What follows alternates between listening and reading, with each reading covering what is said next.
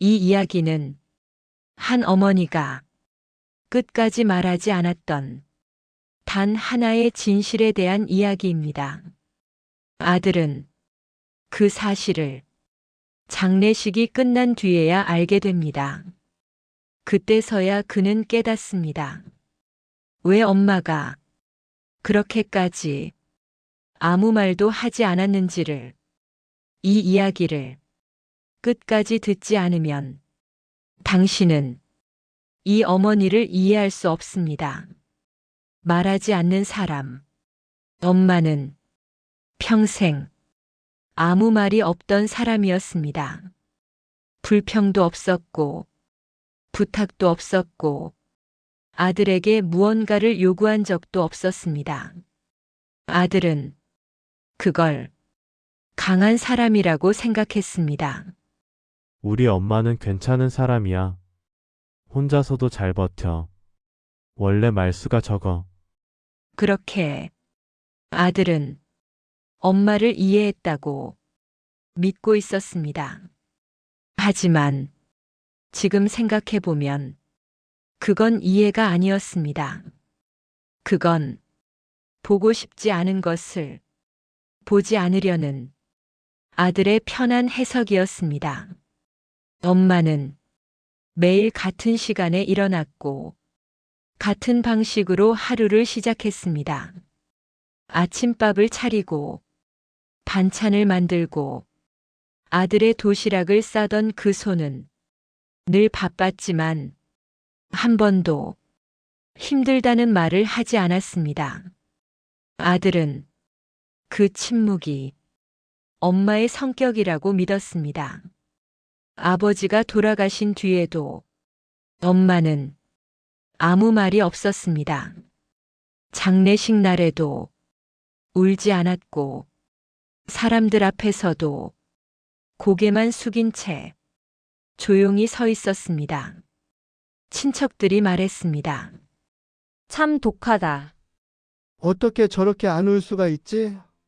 아들은 그 말이 이상하게 마음에 걸렸지만 곧 잊어버렸습니다. 그때는 몰랐습니다. 그 침묵이 슬픔이 아니라 결심이었다는 걸. 엄마는 그날 이후로도 아들에게 아무것도 말하지 않았습니다. 몸이 아파도 괜찮다고 했고 병원에 가자는 말에도 그럴 필요 없다고 했습니다. 아들은 그걸 효율이라고 생각했습니다. 엄마는 쓸데없는 걸 싫어해. 괜히 병원 가서 고생만 하지. 지금 생각하면 그 말 속에는 엄마의 말이 아니라 아들의 편함만 있었습니다. 엄마는 늘 같은 옷을 입었습니다. 낡은 점퍼, 색바랜 니트, 무릎이 늘어난 바지. 아들이 새 옷을 사주겠다고 하면 엄마는 늘 같은 말만 했습니다. 이게 제일 편해. 아직 멀쩡해. 아들은 그 말을 믿었습니다. 아니, 믿고 싶었습니다. 그날도 평소와 다르지 않았습니다. 아들은 회사 일로 바빴고 엄마는 부엌에서 조용히 움직이고 있었습니다. 아들은 출근하면서 말했습니다. 엄마, 나 오늘 늦어. 밥 안 기다려도 돼. 엄마는 잠깐 아들을 보더니 고개를 끄덕였습니다. 그리고 아무 말도 하지 않았습니다. 그날 그 짧은 순간에 엄마는 하고 싶은 말이 있었습니다. 하지만 끝내 말하지 않았습니다. 엄마가 처음으로 몸이 아프다고 느낀 건 그보다 훨씬 전이었습니다. 하지만 엄마는 그걸 아들에게 말하지 않았습니다. 왜냐하면 엄마는 알고 있었기 때문입니다. 말하는 순간 아들이 얼굴을 찌푸릴 걸. 왜 이제 말해? 그동안 뭐 했어? 병원 갔어? 그 질문들 속에는 걱정이 아니라 부담이 섞여 있다는 걸 엄마는 너무 잘 알고 있었습니다. 엄마는 아들의 하루가 얼마나 버거운지 알고 있었습니다. 그래서 아들의 삶에 자기 이야기를 얹고 싶지 않았습니다. 괜히 말해서 아이 마음만 무겁게 만들지 말자. 그게 엄마의 결론이었습니다. 하지만 몸은 엄마의 결심을 기다려주지 않았습니다. 밤이 되면 통증이 밀려왔고 잠을 이루지 못하는 날이 점점 늘어갔습니다. 엄마는 아들이 잠든 뒤에 혼자 불을 켜고 가만히 앉아 있었습니다. 그 시간은 아무에게도 보여주지 않는 엄마만의 시간이었습니다. 아들은 그 사실을 전혀 몰랐습니다. 엄마가 밤마다 혼자 아파하고 있었다는 것도, 자기 이름을 몇 번이나 불렀다는 것도 모두 모르고 살았습니다. 말하지 않기로 한 이유, 엄마의 몸이 확실히 달라진 건 아들이 알아차릴 수 있을 만큼이었습니다. 예전 같으면 아침마다 부엌에서 들리던 도마 소리가 어느 순간부터 뚝 끊겼습니다. 엄마는 식탁에 앉아 있다가 잠시 숨을 고르곤 했습니다. 아들은 그 모습을 보고도 아무 말도 하지 않았습니다. 왜냐하면 엄마가 먼저 말하지 않았기 때문입니다. 엄마 괜찮아? 아들이 그렇게 물으면 엄마는 늘 같은 표정을 지었습니다. 조금 웃으면서 아주 태연하게 괜찮다니까. 그 말은 엄마에게는 벽이었고 아들에게는 면죄부였습니다. 아들은 속으로 이렇게 생각했습니다. 엄마가 괜찮다는데 괜히 더 묻는 건 엄마를 귀찮게 하는 거 아닐까? 그 생각이 얼마나 잔인한 배려인지 그때는 몰랐습니다. 엄마는 병원에 가지 않았습니다. 아들이 권해도 이유는 늘 같았습니다. 줄도 길고 괜히 검사하다가 이상한 소리 들을까봐. 하지만 그 말 뒤에는 엄마만 아는 이유가 있었습니다. 엄마는 이미 알고 있었기 때문입니다. 자기 몸이 정상적이지 않다는 걸. 어느 날 밤 엄마는 혼자 동네 병원을 다녀왔습니다. 아들에게는 말하지 않았습니다. 의사는 조심스럽게 말했습니다. 검사를 더 받아보셔야 합니다. 그 말이 어떤 의미인지 엄마는 한 번에 알아들었습니다. 하지만 엄마는 고개를 끄덕이며 이렇게 말했습니다. 조금 생각해 볼게요. 그게 엄마가 할 수 있는 최대의 대답이었습니다. 집으로 돌아오는 길 엄마는 아들의 얼굴이 떠올랐습니다. 퇴근하고 피곤한 얼굴로 오늘 너무 힘들다고 말하던 모습. 엄마는 그 얼굴 위에 자기 이야기를 올려놓을 수 없었습니다. 그래서 결심했습니다. 말하지 말자. 그날 이후 엄마의 침묵은 더 단단해졌습니다. 통증이 와도 이를 악물었고 기침이 나와도 손으로 입을 막았습니다. 아들에게 들리지 않게. 아들은 그 사실을 눈치채지 못했습니다. 아니, 눈치채고도 모른 척 했는지도 모릅니다. 왜냐하면 알게 되는 순간 자기가 해야 할 일이 너무 많아질 것 같았기 때문입니다. 그날은 비가 오던 날이었습니다. 아들은 회사에서 중요한 회의를 앞두고 있었고 전화기를 손에서 놓지 못하고 있었습니다. 엄마는 그날따라 유난히 말이 없었습니다. 아들은 그걸 전혀 이상하게 여기지 않았습니다. 엄마, 나 오늘 좀 늦어. 아들이 말했을 때 엄마는 잠시 고개를 들었습니다.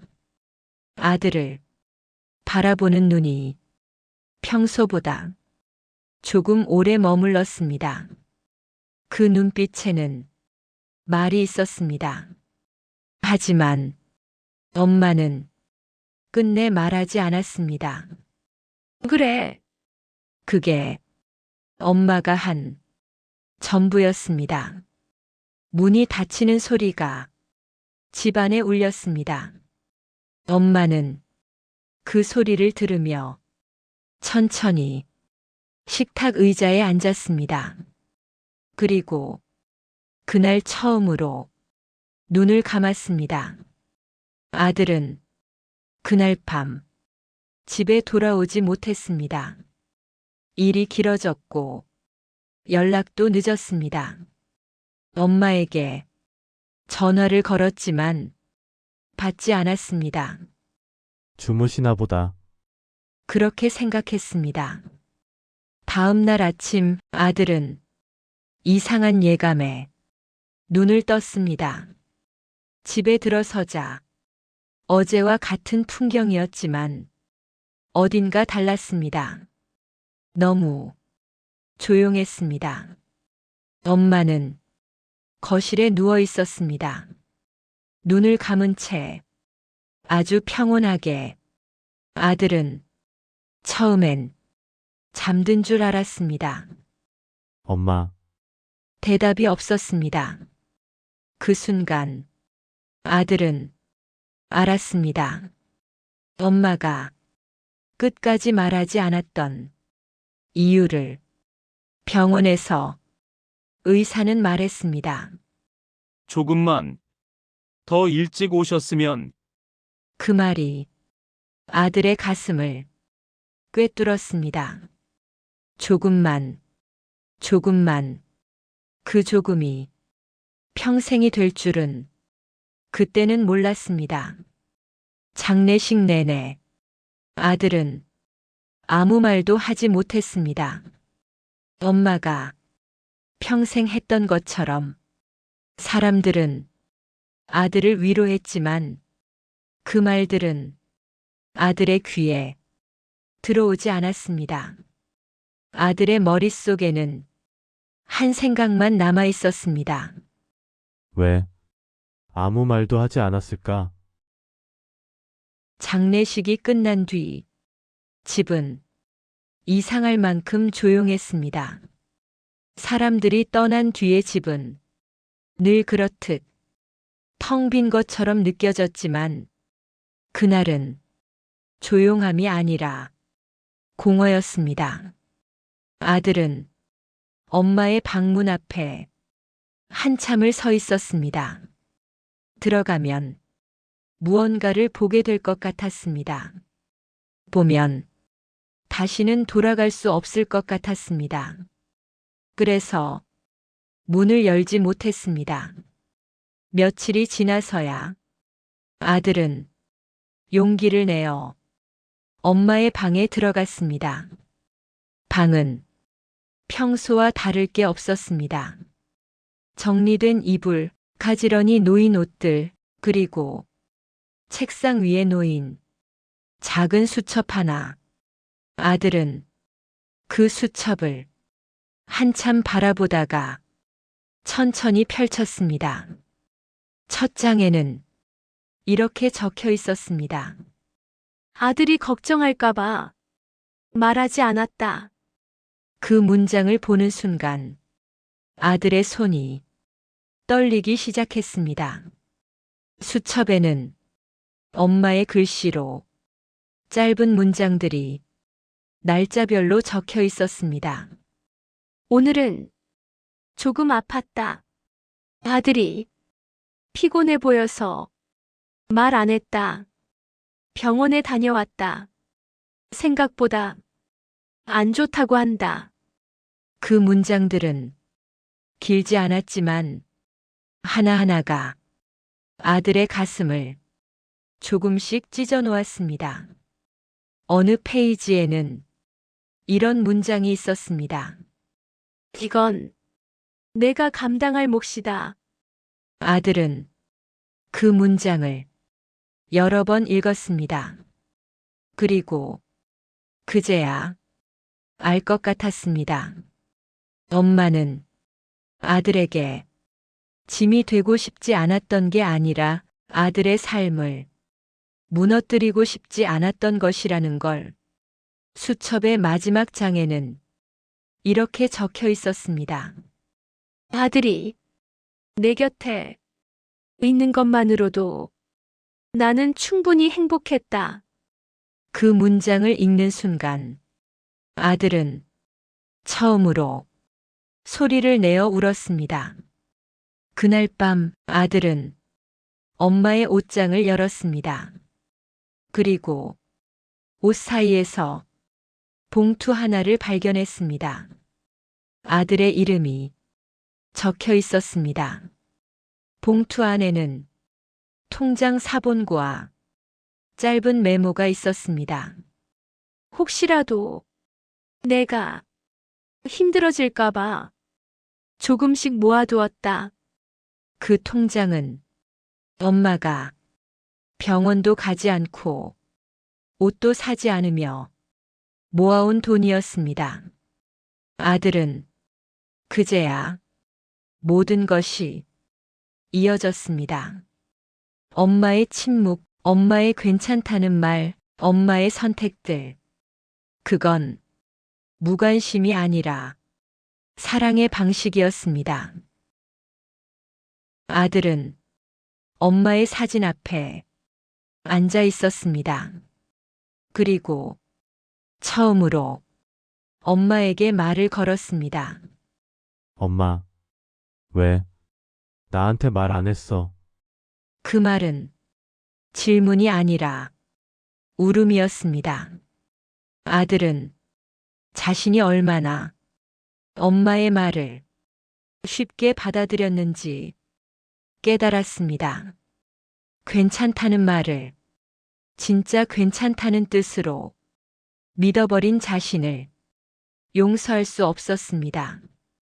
하지만 한편으로는 이 생각도 들었습니다. 만약 엄마가 모든 걸 말했더라면 자기는 그 사랑을 견딜 수 있었을까? 엄마의 고통을 끝까지 같이 짊어질 수 있었을까? 엄마는 아들을 믿었습니다. 아들이 자기 삶을 잘 살아가길. 그래서 말하지 않았습니다. 아들은 지금도 가끔 그날을 떠올립니다. 문을 나서던 순간 엄마의 눈빛, 그 눈빛 속에 말이 있었다는 걸 이제는 알고 있습니다. 이 이야기를 듣고 있는 당신에게 묻고 싶습니다. 당신의 곁에도 아무 말하지 않는 사람이 있지 않습니까? 괜찮다고만 말하는 사람, 늘 참고만 있는 사람.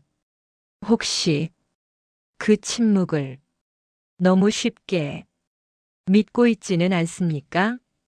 오늘 한 번만 먼저 물어보세요. 진짜 괜찮아? 그 질문 하나가 누군가에게는 말할 수 있는 용기가 될지도 모릅니다. 엄마는 끝까지 말하지 않았습니다. 하지만 그 침묵 속에는 말보다 큰 사랑이 있었습니다. 사랑은 말하지 않아도 전해진다고 믿었던 사람과 그 말을 기다리지 못한 사람의 이야기입니다.